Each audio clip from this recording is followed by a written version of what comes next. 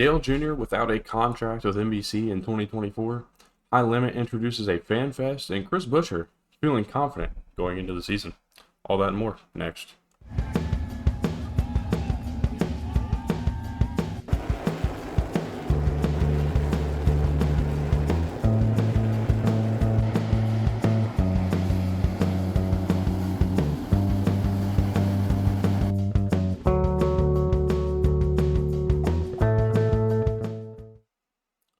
How's it going, everybody? Welcome back to Racing Pulse. I'm your host, Tyler Isley, and we are here again with another pretty interesting day of news around the racing world. I'm going to go ahead and kick us off by talking about Chris Buescher. And I'm going to just go ahead and read off this quote that I was able to capture.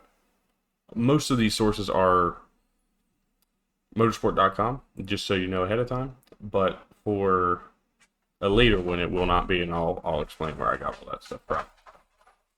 Forward. But starting with Chris Buescher and his comments regarding RFK this season, I'm going to go ahead and pull it up. He said, a quote, "It's more fun. I mean, for the simplest terms, it's just what racing was always supposed to be. It's what you enjoyed doing growing up when you went to the track and they saw your hauler roll in there and everybody said, man, that's who we got to outrun.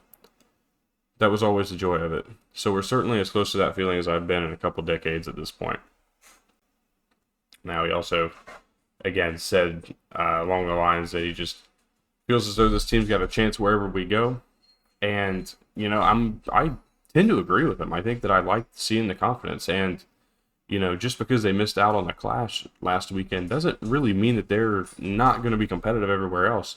You know, the Clash has been a race that has not really meant a lot for the season. It's been more just to kind of, again, entertain and get people excited for the season.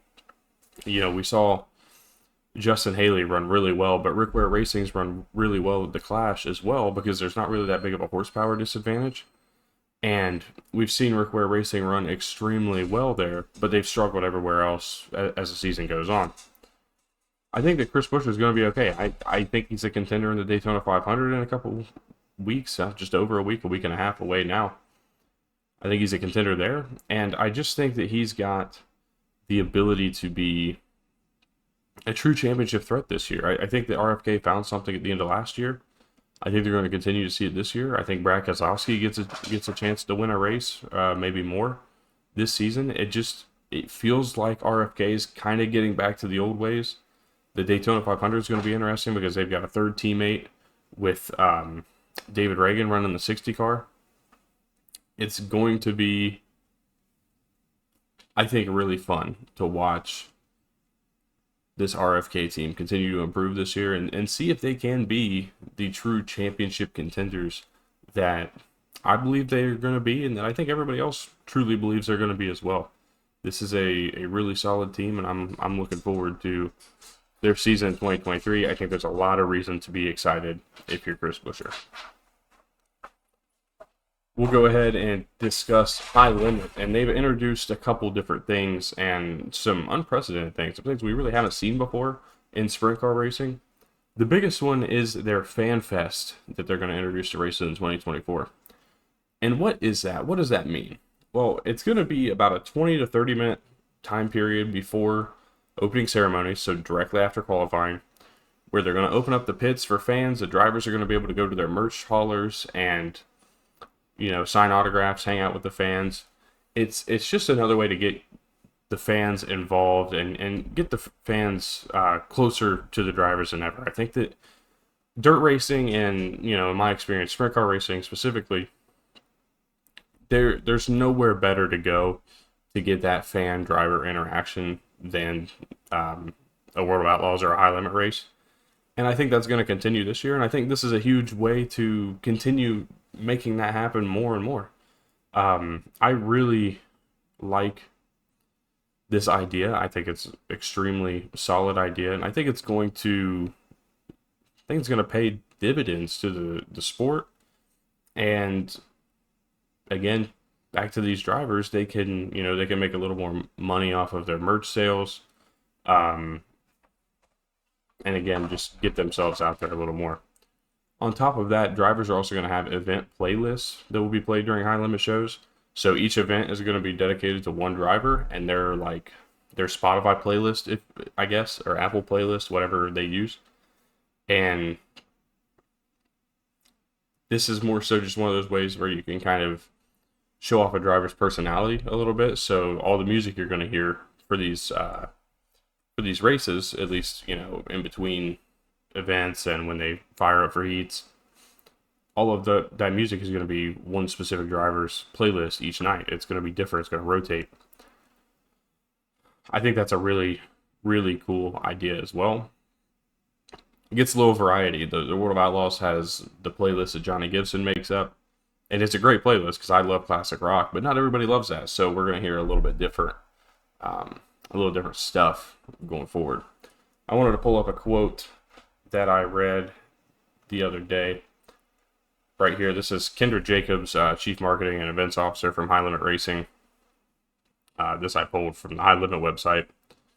And she said that showcasing our drivers' personalities and increasing fan engagement will continue to be priorities of ours. FanFest gives fans options on how they want to spend that purposeful break in the evening. We look forward to offering it at more tracks and watching it evolve as the season continues. So I'm looking forward to seeing what this looks like, how it transpires. I don't know that I'm making any high limit shows this year. If I do, I'll let you know what that looks like.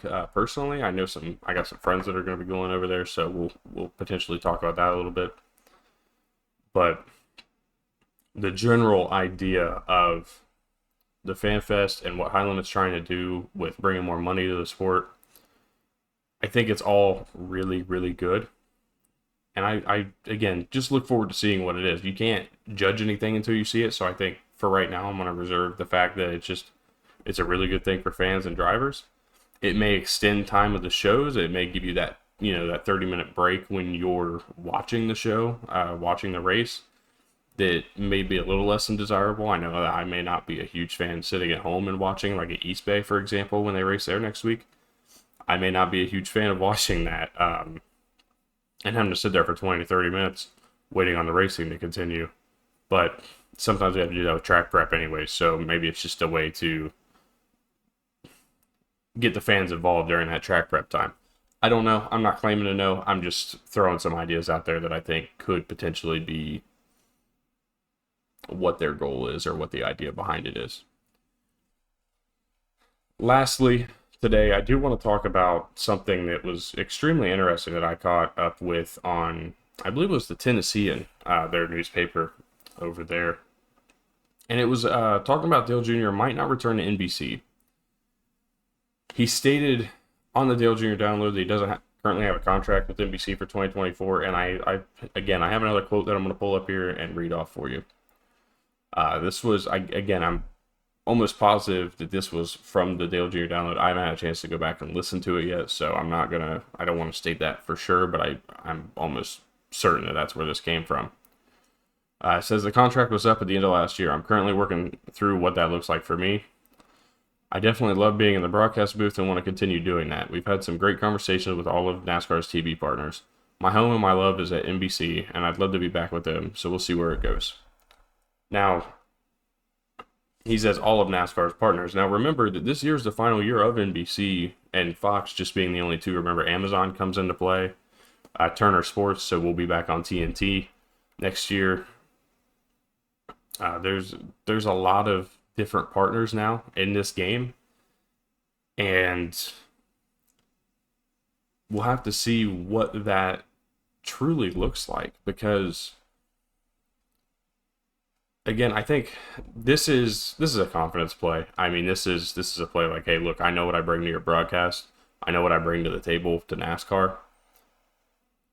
Either he's looking for more money, or he's just looking to really explore what's going to be best for the sport going forward. Now, I think he does great with NBC, but the booth does get crowded with 5 or 6 guys up there. I mean, we got Rick Allen, Jeff Burton, Steve Letarte,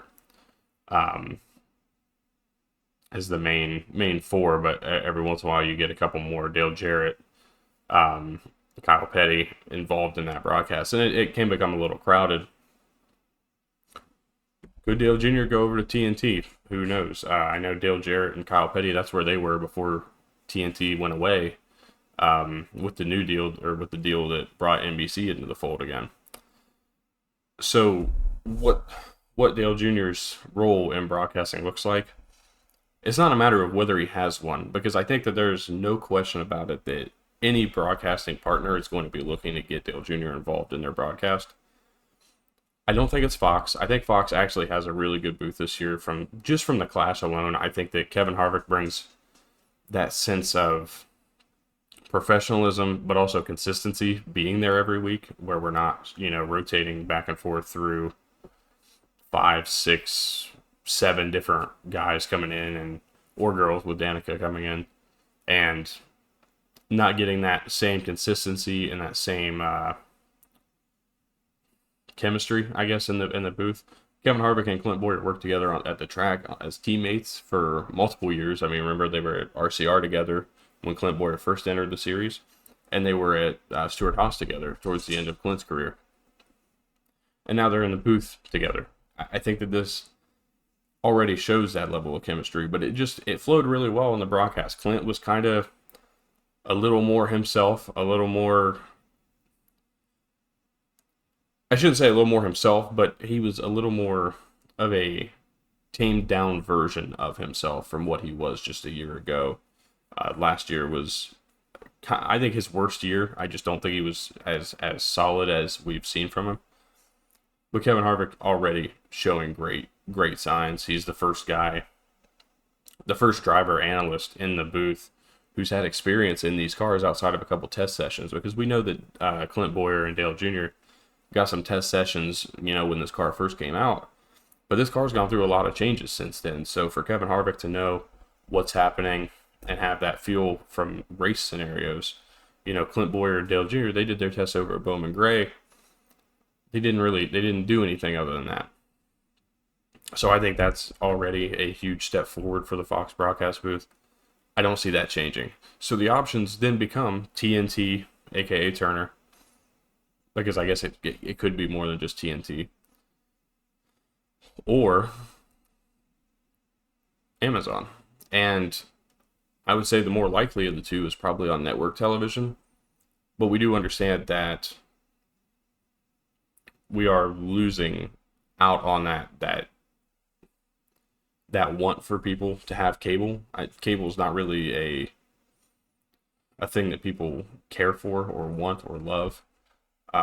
So, and I think people are starting to notice that now. I've read and heard that ESPN, Fox, and Turner are already kind of combining for a streaming service together, more than just what ESPN Plus is. I think it will kind of be like what ESPN Plus is, but also with live events that you could also find on TV. And that'll be like $50 a month. And should there be a falling out of cable contracts and things like that, that's a really good place to go and a really good place to end up. Now, that is expensive. $50 a month is a steep price, to ask. But I think it's a really good opportunity and a really good deal if you allow it to be what its full potential is. Obviously, adding all the ESPN documentaries, all the Fox documentaries, Turner, their live sporting events have only gone forward and up with the introduction of NHL back on Turner. Of course, they have MLB playoffs on TBS. I think they have midweek games on TBS now too, which I haven't seen in a while. And also the NBA on TNT, which has always been extremely popular with Inside the NBA, stuff like that. If it's going to be anywhere, I think Dale Jr. is going to go to TNT or Turner.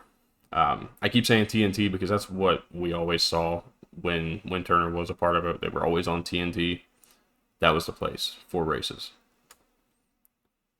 We should see a little bit how that shapes together. But if it's not NBC, that's my prediction of where he's going to go. I don't know where he's going to go. I mean, for all we know, he could stay at NBC, which is kind of what I'm leaning towards. I think that's where he wants to be, so I wouldn't be surprised. Seems to be a very loyal person to where he starts. So I would be surprised if he. I'd be surprised if he leaves NBC. Um, but again, if he does, Turner's the one that makes the most sense to me. Doesn't say that Amazon can't be. Amazon's going to be really interesting. They're going to be a player in all of this too. Let's not forget. But what does that look like, and how does that incorporate the Cup Series specifically? Because I don't know exactly what we don't know exactly what Amazon's role fully will be. We know they're there. We know they're going to be doing a lot of Xfinity stuff. And then let's also not forget the CW is coming in too, which I don't know who exactly they're working under, if that's Turner or if that's its own thing. I don't know a lot about CW. I rarely watch CW. I think I watched maybe a handful of football games on there last year, but they were kind of under the ESPN umbrella. So what they do as well, there's a handful of options. There's a lot of things. I think it's going to be an interesting storyline to follow because this is still NASCAR's most popular anything, person, car, number, no matter what. Dale Jr. is NASCAR to a lot of people, and seeing where he goes is going to really kind of shake up, I think, how the broadcast booths look, for multiple reasons.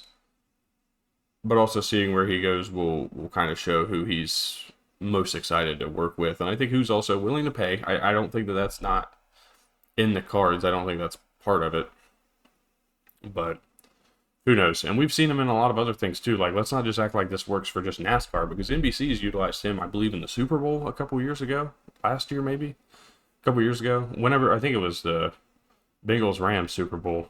I believe he was out there for that one. They utilized him for the Indy 500, the Rolex. He was utilized in a little bit in their broadcast of that. So what does he bring for another group? All to be determined, all to be seen. But I just wanted to throw it out there because it's really interesting that the most popular person in NASCAR, the most popular anything, driver, broadcaster, you name it, doesn't even have a contract yet. Extremely interesting. I'd love to know your guys' thoughts below. I'd love to know your guys' thoughts on all of this down below. Leave a like, subscribe. Like I said, comment down below any thoughts you have. Where do you think Dale Jr. is going to end up? Will it be with NBC, Amazon, Turner, CW, Fox even? I guess that's not out of the question. Where do you think he'll end up? What do you think of the High Limit Fan Fest? Do you think that's going to be a hit, or do you think it's going to kind of fall by the wayside? And then, even on Chris Buescher, what do you guys think of Chris Buescher's comments? The confidence he has? Do you think it's false confidence? Where do you think Chris Buescher is going to have a career year this year? I'd love to know all your thoughts of that down below. And I look forward to seeing you guys in the next video. Have a good evening.